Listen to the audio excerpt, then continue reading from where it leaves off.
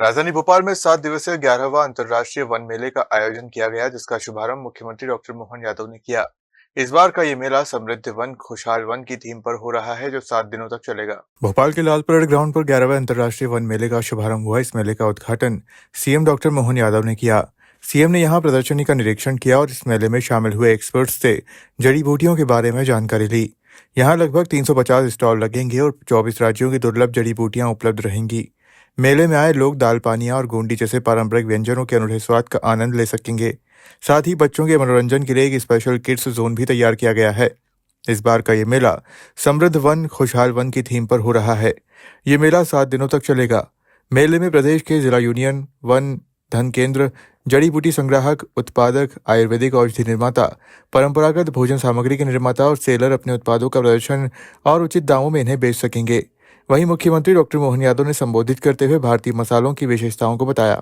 One मेले के शुभारंभ के अवसर पर वन मेला भी अंतर्राष्ट्रीय स्तर का है। मैं मंच पर विराजमान माननीय मंत्री श्रीमान दिलीप सिंह अहिरवार जी, माननीय विधायक श्रीमान भगवान दास सबनानी जी, नगर निगम के सभापति माननीय किशन सूर्यवंशी जी, एसीएस वर्णवाल जी, सविता राजौरिया जी, पीसीसीएफ और बाकी आप इस पूरे कार्यक्रम में आयोजित समस्त आगंतुक अतिथिगण, भाइयों बहनों, पत्रकार साथियों, वन मेले का अब भोपाल नहीं पूरे प्रदेश को इंतजार रहता है कब शीतकालीन ये समय आए और लाल परेड ग्राउंड, ये हरा परेड ग्राउंड हो जाए। वन से आच्छादित तमाम प्रकार की गतिविधियों के आधार पर सच में इसका एक अलग पहचान बन जाती है, अलग प्रकार की ये आभा दुनिया। और ये सच है कि इस अंतर्राष्ट्रीय वन मेले का लोगों को इंतजार भी होता है। अलग अलग प्रकार की सारी वस्तुएं मैं देख रहा हूं कि जितने प्रकार से आपने संयोजन का प्रयास किया है, सच में औषधि पौधे, जड़ी बूटियां, आयुर्वेदिक उत्पाद के 350 से ज्यादा स्टॉल, ये आपकी अद्भुत एक लीला है, एक तरह से मैं मान के चलता हूं। और ये भी बात सही कि मेडिकल साइंस की प्रगति तो प्रशंसनीय है, लेकिन जड़ी बूटी का तोड़ नहीं हो सकता, ये भी पक्की बात है, ये पक्का। और हमारे ऋषि मुनियों ने भी विरासत से वो जो हमको ये वर्तमान का संसार दिया है, क्या क्या सोचा होगा और कैसे कैसे सोचा होगा, उनकी कल्पनाशीलता भी अद्भुत है। हमारे लिए जाने अनजाने हमारे साथ ये प्रकृति की वरदान वाली वस्तुएं कैसे हमारे भोजन में शामिल हो गई। कहाँ हमारा भोजन, सब्जी में हल्दी, सब्जी में सभी प्रकार के मसाले, और उन मसालों के अंदर दीर्घजीवी होने की, रोगाणुओं से लड़ने की ताकत, ये हमारी उस अवस्था को, ये कोविड के समय तो बिल्कुल परवान चढ़ गया। हमारा काढ़ा जब आया तो अखाड़ा कम पड़ गया दुनिया के सामने।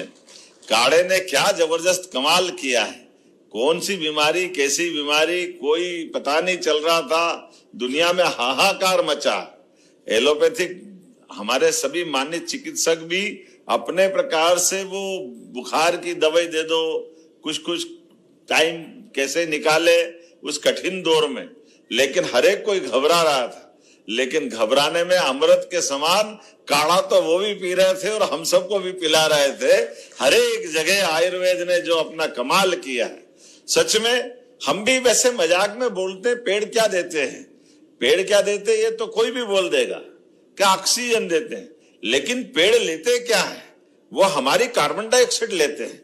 अगर वो कार्बन डाइऑक्साइड नहीं लेंगे तो सच में हमारा जीवन अधूरा हो जाएगा। हमारा और उनका ये पर्याय है, हमारी श्वास प्रति श्वास, उनके बिना जीवन अधूरा है। और यही तो एक वेद वाक्य की दृष्टि से कहा जाता है, यत पिंडे तत ब्रह्मांडे, जैसा पिंड है ये ब्रह्मांड है। और ब्रह्मांड में हम एक दूसरे पे अवलंबित है, हम एक दूसरे पे निर्भर है, दोनों से अलग अलग हो ही नहीं सकते। हर एक वो जीव, हर एक वो पेड़ पौधा। और जगदीश चंद्र बसु ने, मैंने सही कहा पीछे जब अपना पहली बार बताया कि पौधों में प्राण होते हैं, तो रॉयल सोसाइटी में जब इस बात का उनने रिसर्च करके सामने सिद्ध किया कि पौधों में प्राण होते हैं, लोगों ने तालियां बजाई, आनंद से उनको अपने कंधों पे उठा लिया, दुनिया के सामने बोले आपने चमत्कार कर दिया, गजब कर दिया।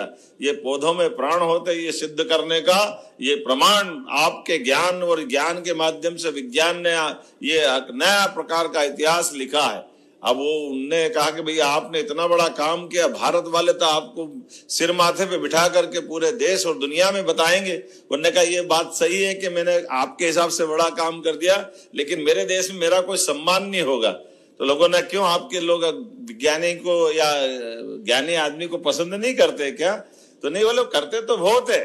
तो बोले फिर बोले अब ये आपको मालूम नहीं था कि पौधों में प्राण होते, हमारे तो गांव गांव में मालूम था कि पौधों में प्राण होता, उनके लिए कोई नई बात नहीं।